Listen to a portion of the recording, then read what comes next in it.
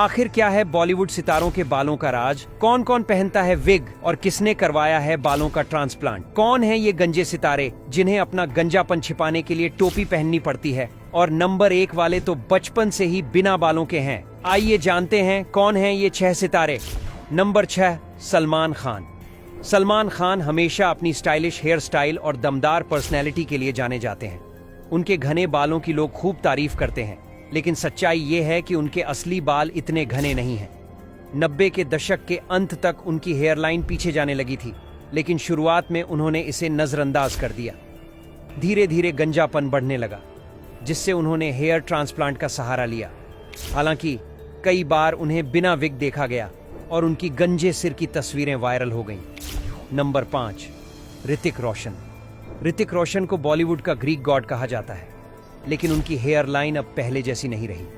जब उन्होंने अपना करियर शुरू किया था तब उनके बाल घने और मजबूत थे, लेकिन जैसे जैसे उम्र बढ़ी उनके बाल झड़ने लगे।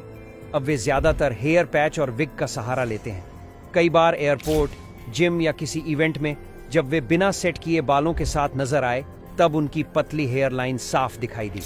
नंबर 4, संजय दत्त। संजय दत्त को हमेशा उनकी डैशिंग पर्सनैलिटी के लिए जाना जाता है। 90 के दशक में उनके घने बाल उनके फैंस को खूब पसंद थे, लेकिन धीरे धीरे उनका गंजापन बढ़ने लगा और उनकी हेयर लाइन साफ नजर आने लगी। उन्होंने हेयर ट्रांसप्लांट की कोशिश की, लेकिन यह पूरी तरह से सफल नहीं हुआ। अब वे ज्यादातर हेयर पैच और विग का इस्तेमाल करते हैं। कई बार जब वे बिना विग कैमरे में कैद हुए तो उनकी गंजे सिर की तस्वीरें सोशल मीडिया पर वायरल हो गईं। नंबर 3, रणबीर कपूर।